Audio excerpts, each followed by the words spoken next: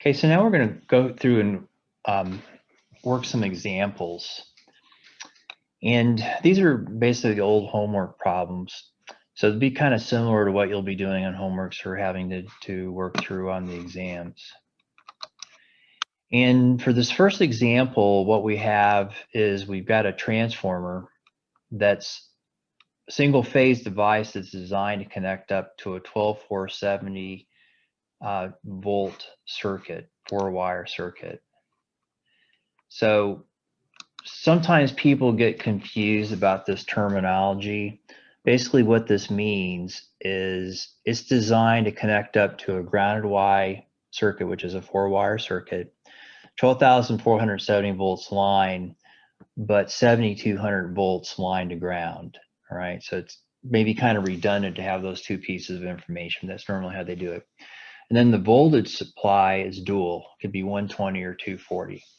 The size of the transformer is 75 kVA, and what we're going to need to do to get the values to do the calculations, we're going to need to go to this table that I showed you earlier. And what we have as far as load on this is I've got 20 kVA power factor of 0.85 lagging on circuit A. I've got the same amount on circuit B, and I've got 20 kVA on the 240. So this would correspond to having my load split up between the two 120 volt services. So I want to figure out, first of all, what these three currents are, IX1, X2, and X3, that be flowing through the 3-wire connection to the load. I want to figure out what my primary current is going to be. I'm going to select the core model in this case. I want the efficiency. And what I'm going to do is I'm going to assume that the load voltage is at rated, and I'm going to work backwards. And this is something we typically do if we're working these through by hand, is we usually start from the load and work forwards, because otherwise we're going to have a nonlinear problem to solve it. In other words, a power flow. And we'll do that later. So at least this is going to give me the voltage drop I can use. And then I want to know like how much load I can add to the circuit, this transformer still, and then how much current will this transformer draw on the primary side when the load's removed. So here's the transformer data, and as I mentioned before, I've got a 75 kVA transformer. The voltage on the high side is 12,470 line, so I got to use this part of the table on the bottom. It's 12240 volts secondary, so I'm using the data in the lower left-hand part of the table. And the pertinent values are going to be the no load losses, 285 watts, as well as a series resistance and reactance of 0.9 and 1.4% per unit. Now, I'll just point out with the newer, more energy efficient transformers that this no load is going to drop down. This is kind of an old table. This would be for the transformers that have been out in the field a long time. But anyway, this would be kind of representative of what you would see out in the field. And so anyway, when I start off by looking at this problem, what I want to do is I want to just kind of draw the circuit out. I've got the connections X1, X2, and X3. And as far as how these loads are actually connected up, this shown in this particular diagram where 120 kVA loads between X1 and X2, the other one's between X2 and X3, and the other one's between X1 and X3. So what I can do is I can calculate these currents, and what I'm going to do is I'm going to get IA, IB, and IAB first, and then IX1 is going to be like IA plus IAB, just apply Kirchhoff's current law. So IA is going to be the complex conjugate of the power divided by the complex conjugate of the voltage. And if I've got my choice, I just make the voltage angle 0 degrees.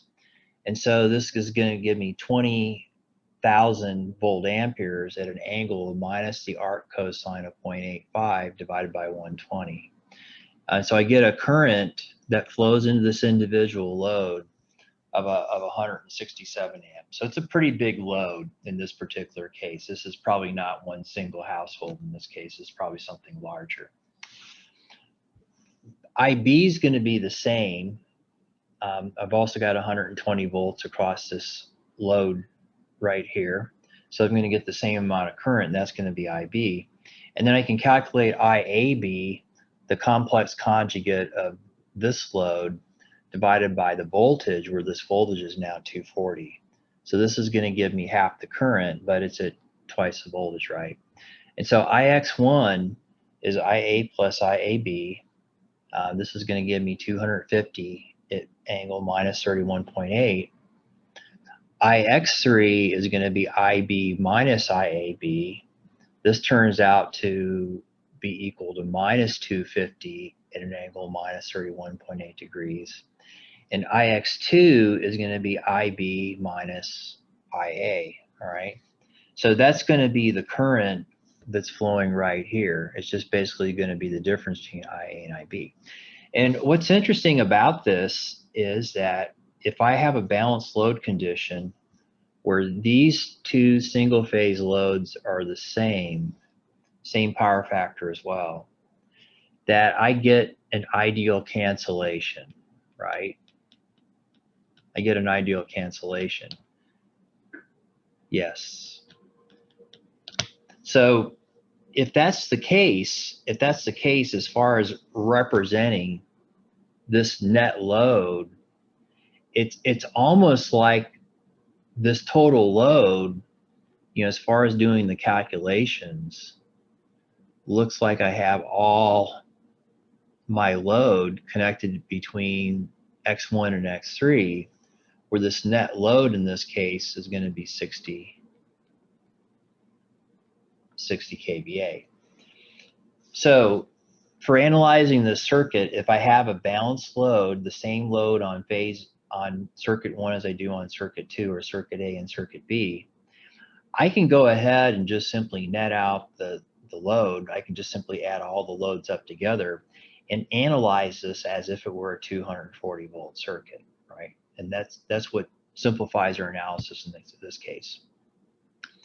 If you're a distribution planner, when it comes down to individual household calculations, you really got no clue how that customer actually has their load distributed anyways. And so usually what we do for doing the calculations is we assume that these loads are somewhat balanced, and I can basically neglect that current X2 and just assume it's basically zero in this case. And so this is why when I have you guys work these circuits, you know, you can go through this calculation once and basically convince yourself it looks like an equivalent 240 volt load. But if that's going to be the case, if it's just looks like a 240 volt load, it greatly simplifies the analysis. So then once you got the current IX1, and IX1 and IX3 are just 180 degrees out of phase, I can calculate H1 by just simply taking this current and dividing through by the turns ratio. And the turns ratio is 7,200 divided by 240. It's equivalent to 240 volt circuit. So the turns ratio is 30. And ideally what I'm going to have on the high side, if I neglect the excitation current, is 8.3 amperes. Now, there's actually going to be, you know, maybe about a 1% of the rated current that's going to be flowing in here, and I could add that to this 8.3 if I want to be a little bit more accurate. But as far as the secondary current referred to the primary side, it's going to be 8.3 amperes. And if I want to per unitize this, I can divide this through by the base.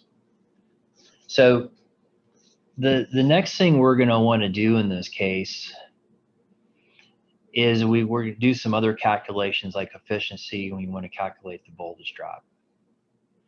So one thing I want to get out of this, I want to get the per unit current, because I'm going to calculate my efficiency based on some per unit calculations. And so I'm going to want this model for the transformer in per unit. So if I have a 0.9% for the resistance and a 1.4% for the reactant part, what I can do is I can divide that through by 100, and this gives me in per unit 0.009 for the resistance, J.014 for Jx. I'm going to have some no load loss, so I'm just going to mark that in my circuit as a resistance, but this is going to be a constant loss in this case. And then I'm going to have a per unit current flowing into the load that's going to correspond to this 8.3 amps. So if we calculate a current base, that's going to be S base divided by the voltage base. 75 kVA or 75,000 volt amps is the rating, divided by 7,200 volts on the high side, and that gives me a base current of 10.42 amps. So I take the 8.3 divided by 10.42, and this is 0.8 per unit at an angle minus 31.8 degrees. Now that I've got the current per unit, if I take I squared times R, then that gives me the copper loss in per unit. This is the loss that's going to be varying as a function of loading on the transformer. So in this case, this is 0.057 per unit watts. And then if I want the actual value, I multiply by the base value, and what this is going to give me is 428.6 watts. And so this is the amount of heating I get, heating effect I get at this particular load current of 0.8 per unit. The efficiency in this case is power output over power in. So power output is going to be my load kVA times the power factor, so give me the real part. And then if I divide through by the output power plus my I squared R, we call copper losses, plus my core no load loss, then this is going to give me efficiency. So 60 kVA times 0.85, it's the real part of the load. I've got the 428.6, which I calculated before, and I add to this the core loss, and I can use this for getting the efficiency, which is 98.6%. Not a really great number in this case, but again, we have kind of an older transformer design where we have high core losses and resistance as well. If I want to calculate what primary voltage I need to power this load at rated voltage, then basically the primary voltage is the secondary voltage plus the Z times the I drop across the series impedance. And so my load's at rated, so that's 1 per unit. Take Z in per unit times the current. And here I've used a little bit more accurate value. This is basically the 0.8 that I had before. It's actually 0.797.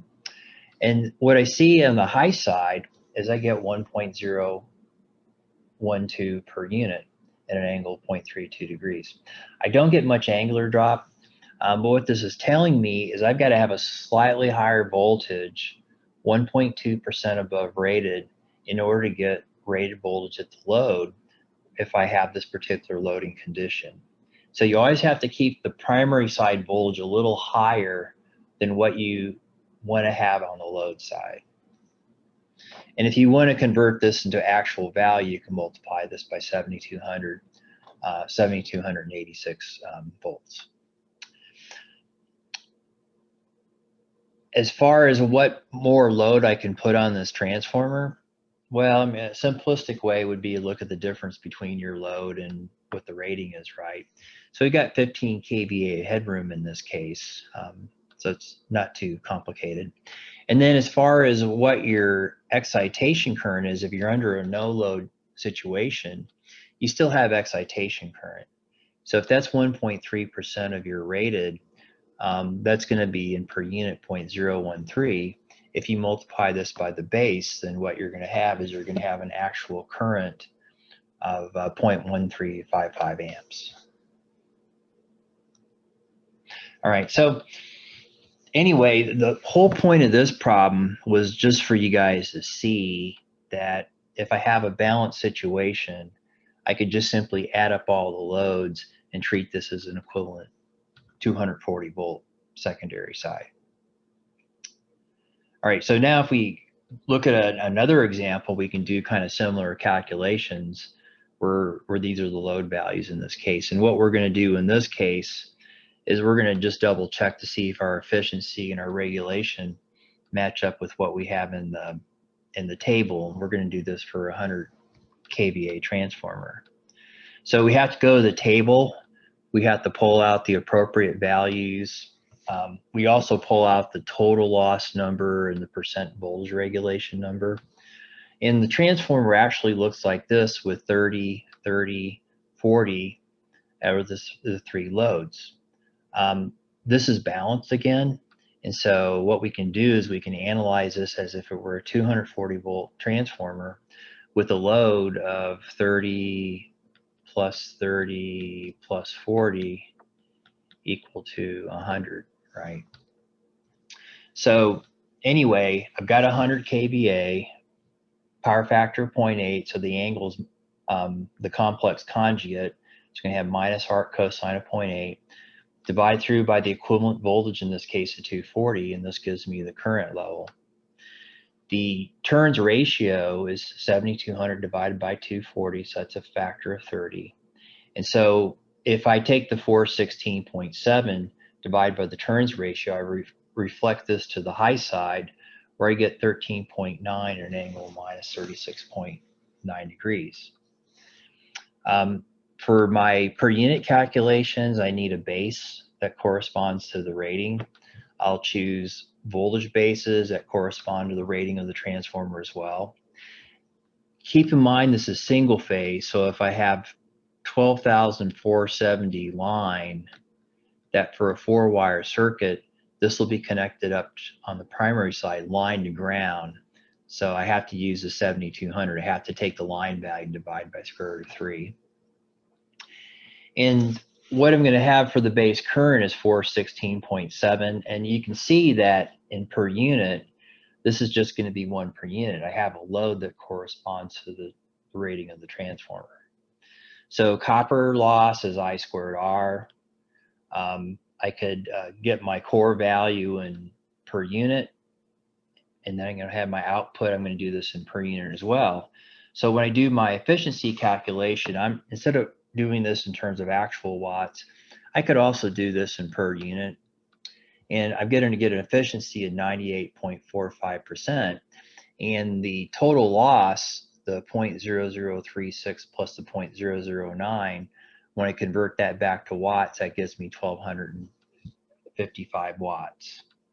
And so if I were going to compare that to what I had before from the table, it's pretty close, right? 1275 in the table. Now I take a look at my voltage drop in this case. And again, I assume I have rated voltage on the secondary side. I've got Z for the series impedance. I multiply by the current, and I get 1.0174 for the per unit voltage on the primary side. So if I substitute into my voltage regulation calculation, no load voltage is going to be 1.0174. That is, if I have this voltage on the high side under rated load, if I take that load off, I won't have any voltage drop across the windings anymore. So then the no load voltage is the same as the primary voltage. So the 1.0174 minus 1 divided by 1 gives me a percent regulation of 1.74%. And so if I go back to what I had from the table, this is pretty close. One thing you guys got to watch out for when you're doing these calculations is I see when people want to calculate what's going on with this voltage drop, which in this case is 0.0174, what they're going to do is they're going to take the magnitude of this impedance and multiply this by the magnitude of the current, which in this case would be 0.0192. This is not what I got from the previous slide. And the reason we have a difference in this case, if you just take the magnitude of Z times the magnitude of I, you do get a drop type of a calculation, but it's not correct because you didn't take phase shift into account. You didn't take the phase angle of the load into account in this case. So when I'm doing this calculation, don't tell me that this difference in voltage is magnitude of Z times the magnitude of I. It's not. You have to do this as an actual phasor type calculation and retain the angles in this case. Otherwise, you can get the wrong answer. Okay, so this is just a couple examples where we're working with kind of a simple load model. What we could do is we could also combine what we did in the load characteristics now with the transformer model. We can combine the two together. And so for my load, I could basically have two customers. This would be the characteristics of these two customers here. And I could have from my table, this is for a 15 kVA transformer, same voltage on the high side, but 15 kVA in this case. I could have these characteristics from my table. And so if you have like 15-minute kW demands, you could go through and work this out in more granularity and get a lot more detail into your study. So what we're going to assume in this case is I'm going to assume my load's balanced.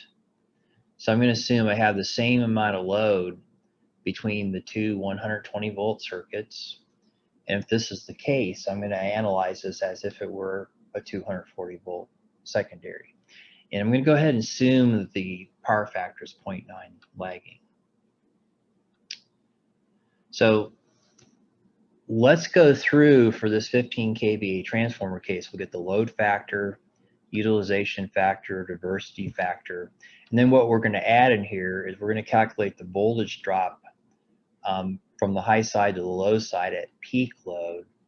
And then we're going to calculate a transformer loss at the average load demand, right? So two different operating points. So load factor, as we mentioned before, is the ratio of average demand to maximum demand. And if I go to this table, I can put this into a spreadsheet. And for the average demand, I just take all the net demands up and divide through by the number of points. This is going to give me an average of 12.5. What I'm going to get for the maximum demand is there's a point in time at 6:15 where this adds up to 16 kW. So the load factor is average divided by maximum demand. In this case, is going to be 0.78%, 0.78 or 78%. Utilization factor is where I take this peak demand. Now, the transformer is rated in terms of kVA, so I need to take that 16 kW and I need to convert that to kVA. And so I take the 16, divide that by 0.9, divide it by 15. This gives me 1.185. So this transformer at peak is operating slightly overloaded, which in many cases is okay if you just be very careful for how long it's going to be overloaded. The diversity factor in this case is the maximum non-coincident demand divided by the maximum diversified demand. And so if we go back to this table, we see that we have a peak demand of 11, we have a peak demand of 8. If I were to sum the columns together, this peak was actually 16. And so the sum of the peaks divided by the actual peak gives me 1.187 for the diversity factor in this case. Now what I can do is I can use this information for calculating voltage drops and losses. So at my peak, if I got 16 kW, I convert this to kVA. I convert this to per unit if I know my power base is the same as the rating of the transformer. And this gives me a per unit current of 1.852 per unit current. If, and there's a typo in here, this should be 1.1852. So then the primary voltage I'm going to need to have if I have rated voltage at the secondary is going to be the Z value, R plus JX in per unit, times the current.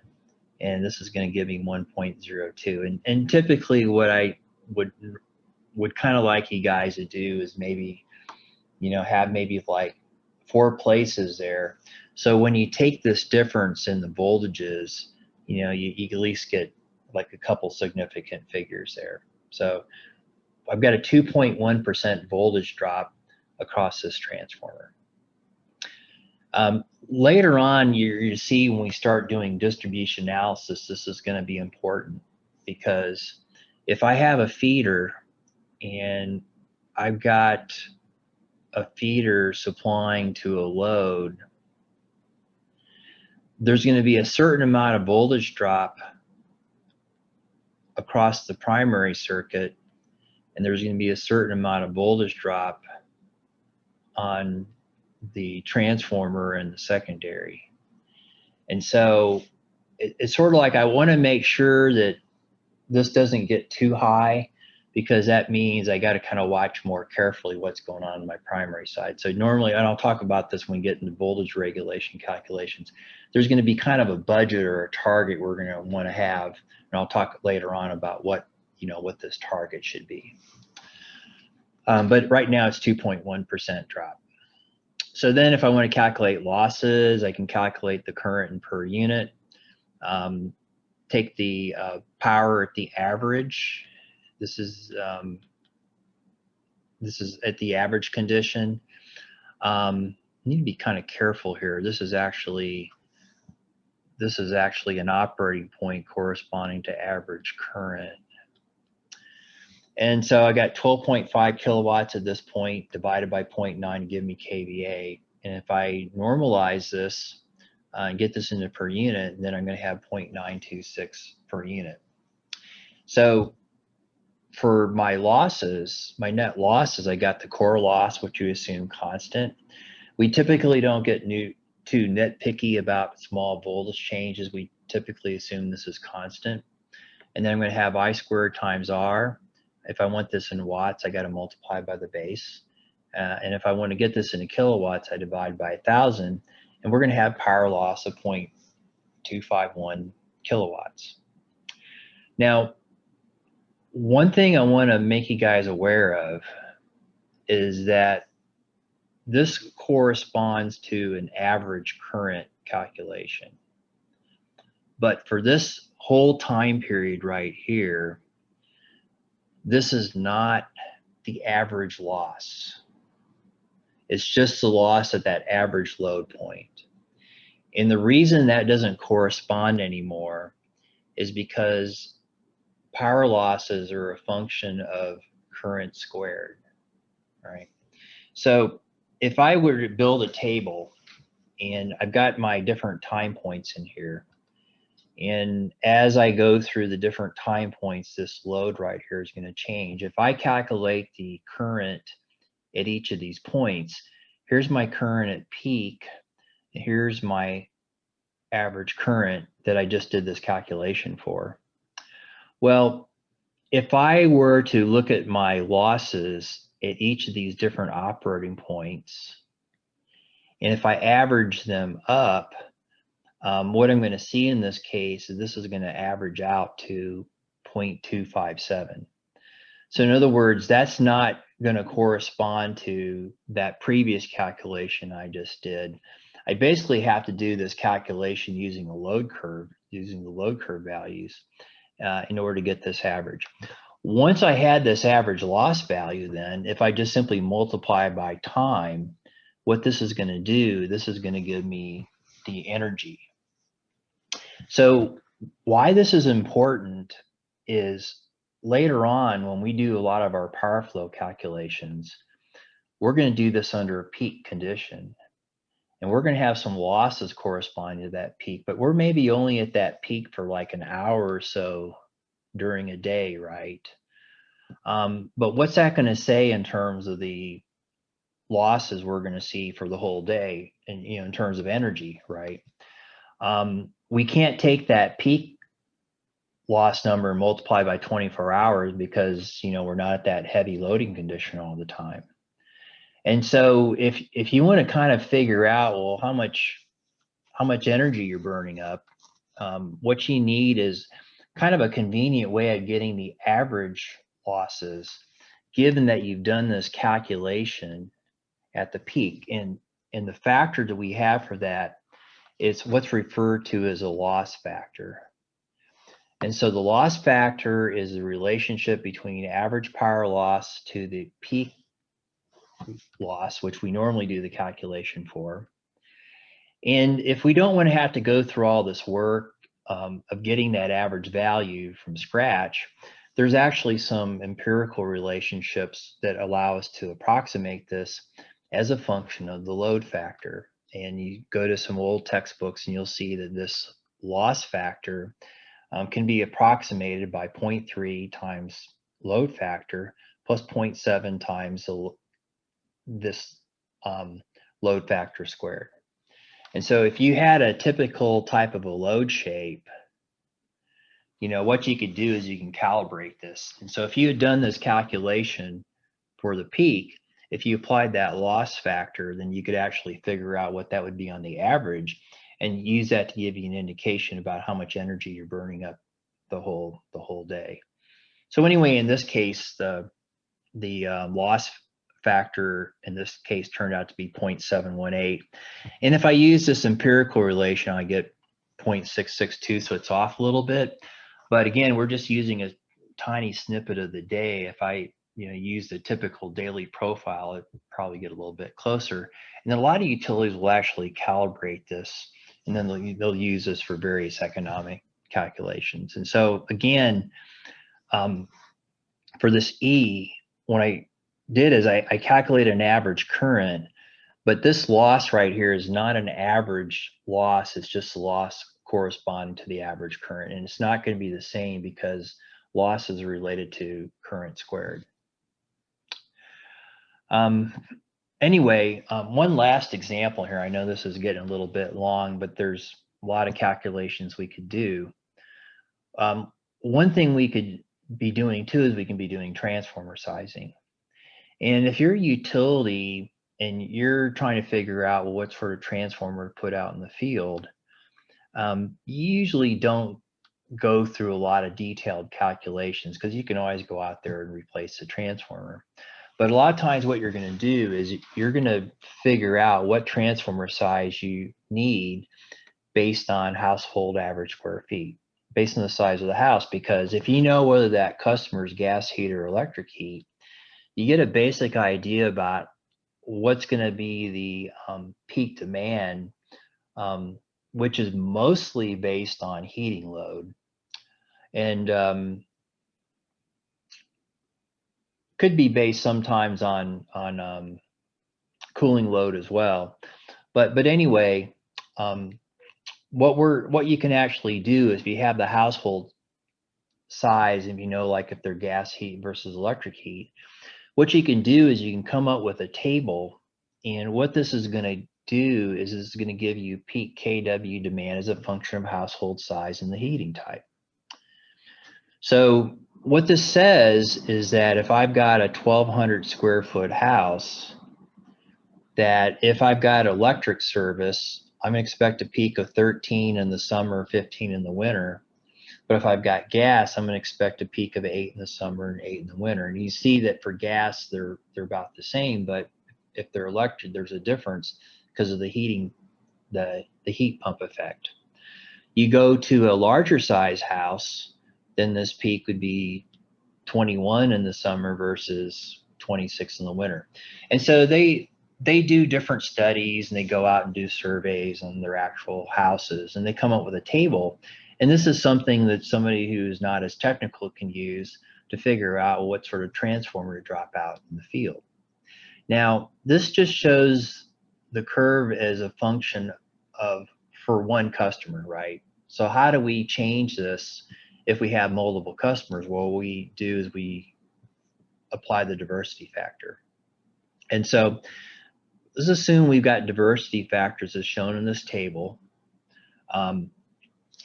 One of the things we're going to do too is we're going to allow for some overloading. And so given that these peaks are only going to occur for an hour or two at a time, we can allow for some overloading. They're going to heat up a little bit, but it's not going to damage the transformer that much. And so for this particular utility, they've basically figured out that they can allow for 140% overloading in the summertime and 160% overloading in the wintertime. And the reason it's higher in the wintertime is that since it's colder outside, you can dissipate more heat from the transformer. And so what this means is you have a 10 kVA transformer that you can actually use this to serve 14 kVA in the summertime or 16 kVA in the wintertime. Right? So the way the calculations would work is, let's suppose you have 5 houses, could be 6 or whatever, but suppose I have 5 houses, and these houses are between 1,500 and 1,800 square foot. Well, if we go to the table, let's just go ahead and round up to 1,800. Basically what we see is you'd have and if it's electric heat, you'd have an electric summer peak of 16, you'd have an electric winter peak of 20. If you don't consider the diversity factor, you multiply by 5, it's a summer peak of 80, it's a winter peak of 100. And if you go to the table for 5 houses, you have a diversity factor of 1.59. Then your summer peak is actually 80 divided by 1.59, which is 51. And your winter is 100 divided by 1.59, which is 63. All right. So what do you end up using? What transformer would you select in this case? Well, you go to this table again that I showed you before, and if you got a 10 kVA transformer, you can load it up to 14 in the summer and 16. And so we found out our expected load in the summer was 51. Our expected load in the winter was 63. What we would see is that, well, if we selected a 37.5, we'd be slightly overloading this on the winter, right?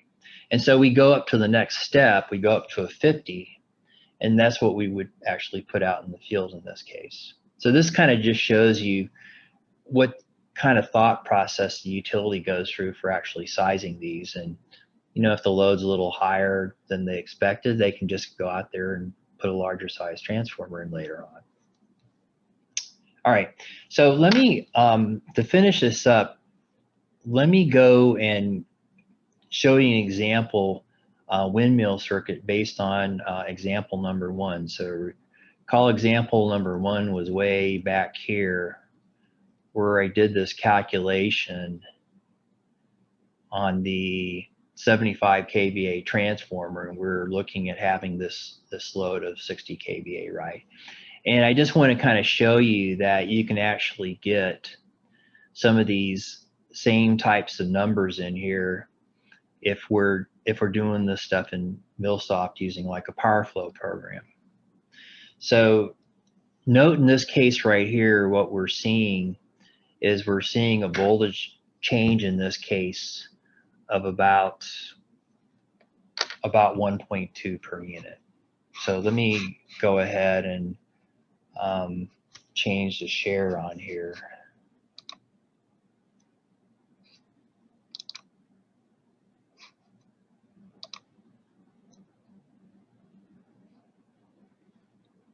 Make sure I got the right one.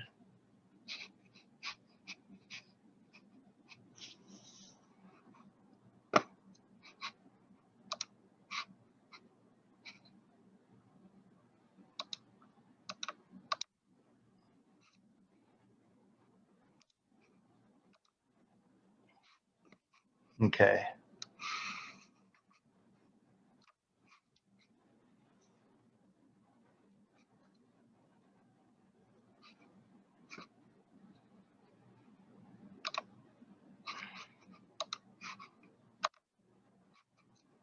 Okay.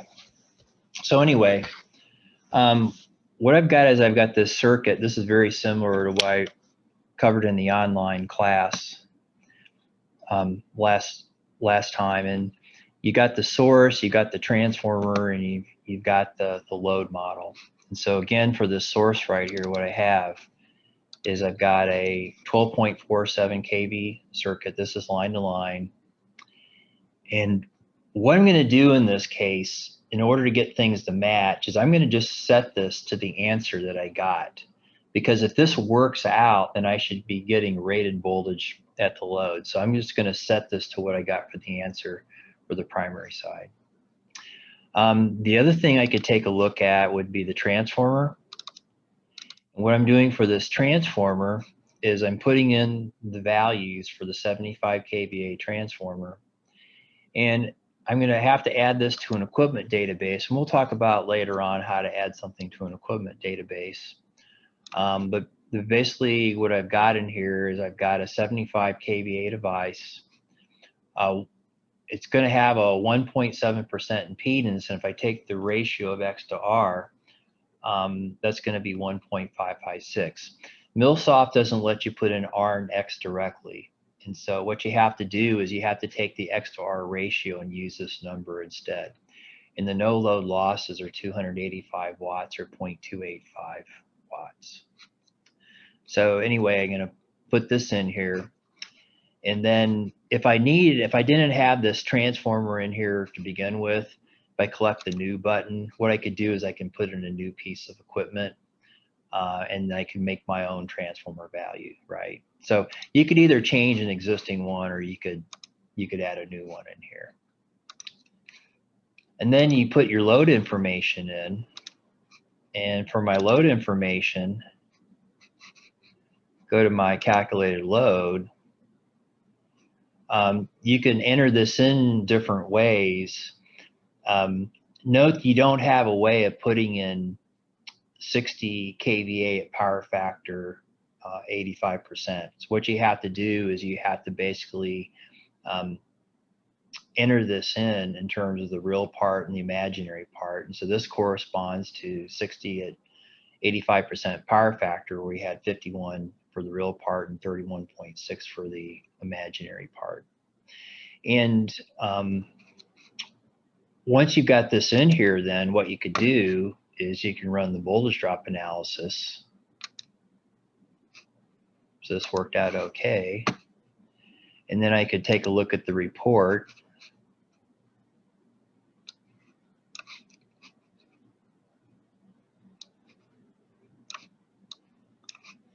And what I see in this case is that I had 7,286 volts. And then when I looked at what was going on the primary side, then I got 240 volts. You don't see all the resolution here, but I got 240 volts at the customer. And so basically this matches the voltage drop I had by working this through by hand.